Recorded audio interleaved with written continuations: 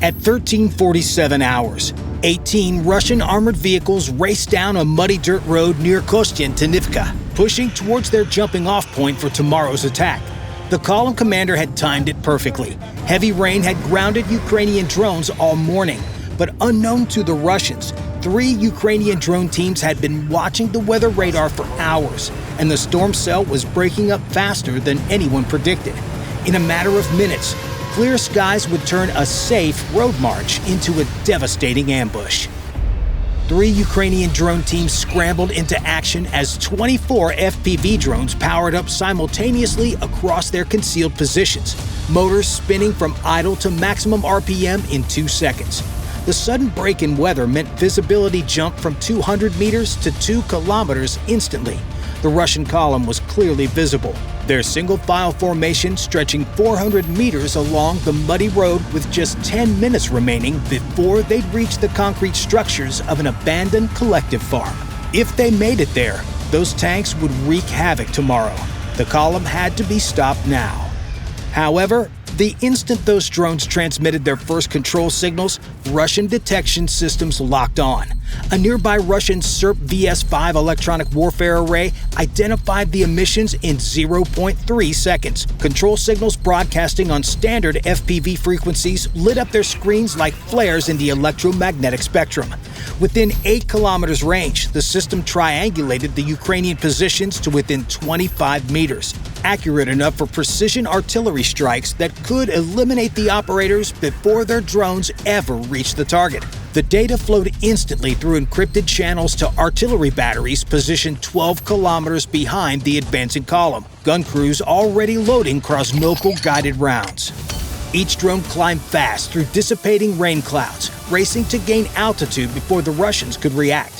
But gaining altitude meant exposing their signals above terrain masking, the area where the radar returns are naturally blocked by ground features, and the Russian Orlan 30 reconnaissance drone circling at 2,000 meters. Its camera pod swung toward the launch signatures, infrared sensors picking up heat blooms from the operator's equipment despite their thermal blankets, data linking precise coordinates back to waiting artillery tubes.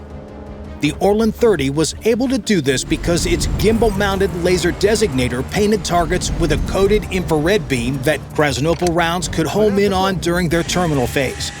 The drone would maintain the laser on target for the shell's entire 30-second flight time, adjusting for wind drift and target movement. This data synchronized with the Zoopark M1's calculations through the Russian tactical network. The radar provided initial firing solutions while the Orlan provided terminal guidance. Together, they created a targeting chain that could put a 152mm shell within 2 meters of a target at 15 kilometers range. Without the Orlan's laser guidance, conventional artillery at this distance would scatter across a 50-meter cycle. Good enough for area targets, but useless against individual bunkers. The lead Ukrainian team watched the tactical display as the Russian Zoopark M1 counter-battery radar painted their position with increasing precision. The system worked by measuring the time difference of signal arrival at 3 separate receivers spread across the battlefield. When a drone transmitted, each receiver logged the exact microsecond the signal arrived. Since radio waves travel at light speed, even nanosecond differences revealed distance variations. 3 receivers created intersecting lines that pinpointed the transmission source like a mathematical crosshair. In 90 seconds, Krasnopol-guided artillery rounds would impact with enough explosive power to collapse any bunker not built from reinforced concrete, and these positions were just earth and timber. The stakes for the first Ukrainian team were simple: hand off control and run, or get blasted. They initiated transfer procedures to the second team while Krasnopol rounds were already in flight. 152mm shells with laser seekers that could adjust trajectory in the final seconds of flight to follow the Orlan's designation. 8 drones under their control switched to GPS waypoint following, a 3-second vulnerability window where the drones flew blind while control frequencies synchronized with the new operators 800 miles away. 3 seconds at 140 kilometers per hour meant 116 meters of unguided flight where anything could happen. If the handoff failed, then those 8 drones would fly straight into the ground or off course, reducing the attack force by 1/3 before it even began. The handoff completed with a half-second to spare as the first team sprinted through wheat stubble, carrying 20-kilogram equipment bags. Then behind them, their bunker erupted as shells found their mark 45 seconds after they left. On the Russian side, the column's BMP-T Terminator vehicles were tracking multiple air contacts. These specialized vehicles packed dual 30mm autocannons, AG-17D grenade launchers with 300 rounds each, and 4 Attica anti-tank missiles, enough firepower to create an anti-drone umbrella over the entire column. Their turrets elevated as drone signatures populated threat displays. The second team now controlled 16 drones, double the electromagnetic signature, impossible to miss. The Orlan 30 overhead locked their position with its infrared laser, while the SERP VS-5 detected the 300-millisecond spike when both operators transmitted during takeoff. 10-meter accuracy instead of 25. They had 90 seconds before Krasnopol rounds arrived. Artillery rounds were already walking toward them. The first impacted 200 meters away, throwing dirt into the air. The operators kept their hands steady on the controls despite the ground shaking. 16 drone feeds flickered across their screens, each one racing toward the Russian column at 140 kilometers per hour. The math was simple: 45 seconds for Russian guns to recalculate, 30 for rounds to fly, but only 1.5 seconds to transfer control if needed. The third team watched their frequency scanners, systems powered, ready to grab control the instant Team 2 started running. Another shell hit closer, 150 meters now. The operators could feel the concussion in their chests. They initiated the handoff sequence while simultaneously grabbing their critical gear. No time for anything else. 24 drones converged from 3 launch sites, creating an immediate airspace problem. At 140 kilometers per hour, drones from different positions would reach the same point simultaneously, plastic confetti if they collided. Team 1's drones at 150 meters altitude from the northwest, Team 2's at 180 from the northeast, Team 3's at 120 from the south. 5-second separation at the 2-kilometer mark. The operators couldn't see each other's drones through the static. They could only trust the choreography they'd practiced. The approaching storm cell was now visible, a wall of rain advancing at 30 kilometers per hour. Lightning flickered within it, each strike an electromagnetic pulse that could scramble control signals. 4 minutes until it arrived. Battery levels at 60%.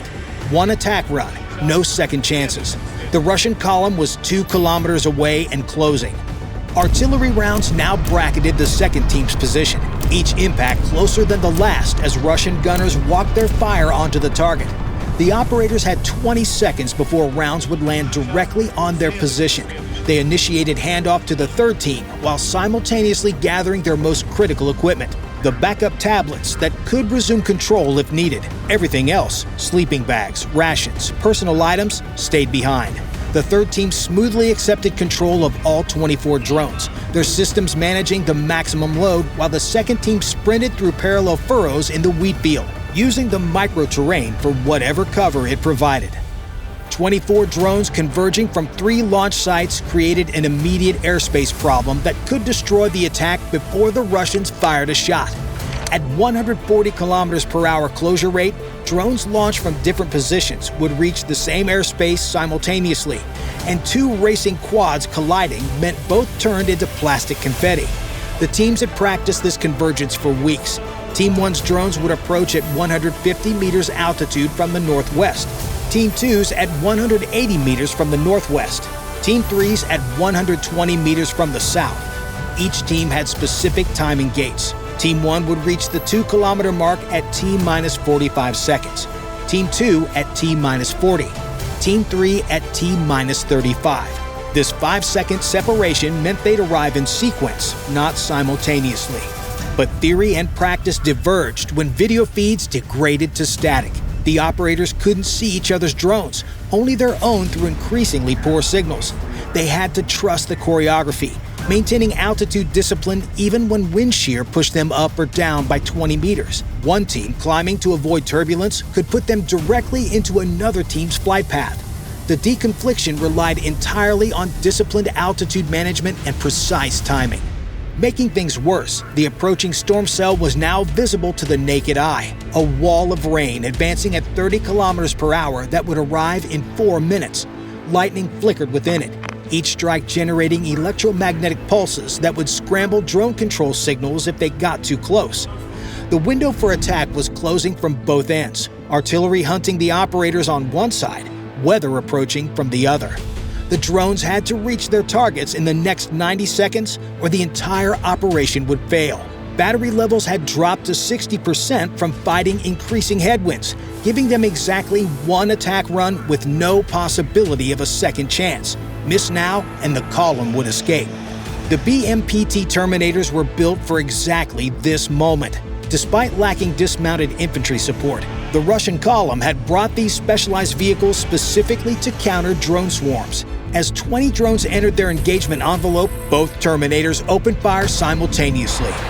Their AG-17D automatic grenade launchers could fire 400 rounds per minute of 30mm grenades with programmable airburst fuses, each round exploding at a preset distance to create a wall of shrapnel. The two A-42 autocannons use similar technology, their shells detonating in proximity patterns designed to destroy helicopters and drones.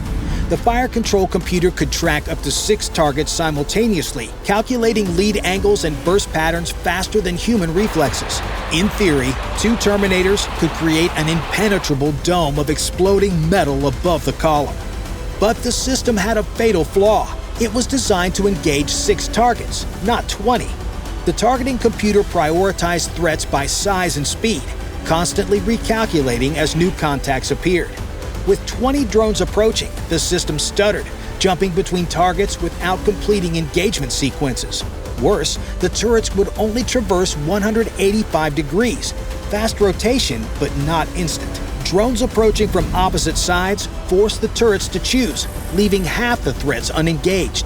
The Ukrainian operators knew this from experience. The Terminator's fire control used a Soviet-era algorithm that prioritized by radar cross-section and closing velocity. But FPV drones all looked identical, same size, same speed. The system couldn't prioritize, so it constantly reshuffled the target queue, spending more time recalculating than engaging. They specifically synchronized the attack to exploit this flaw, presenting more targets than the system could process, from angles that it couldn't simultaneously cover. Still, 3 drones disintegrated when 30mm rounds detonated close enough, plastic frames and electronics scattering across the wheat field. One tumbled from the sky trailing smoke after fragments punctured its battery pack. The losses were expected.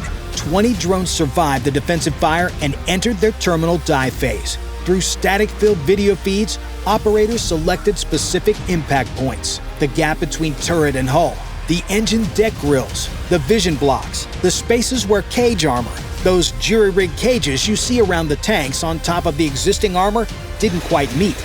Those weren't random strikes, but surgical hits on points where 3 kilograms of shaped charge could penetrate. The lead tank commander saw them coming and threw his T-72 into reverse, but the BMP behind him couldn't move fast enough. The vehicles collided with a grinding crash, tracks tangling in the mud. 20 impacts occurred across 8 seconds, shaped charges punching through weak points rather than main armor. A drone found the gap in a tank's cage armor, detonating against the turret ring and jamming it in place. Another hit a BMP's open rear door, the explosion destroying the engine and starting an electrical fire.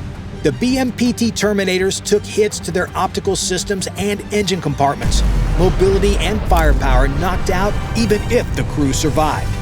Not every strike was perfect. Several drones hit cage armor and detonated harmlessly outside, their shaped charges wasted on steel bars designed exactly for this purpose. 2 drones struck too shallow an angle on turret armor and failed to penetrate. But enough drones found their marks. Engine compartments burning, optics destroyed, tracks blown off, turrets jammed. Within 90 seconds of first impact, 12 vehicles were immobilized or burning.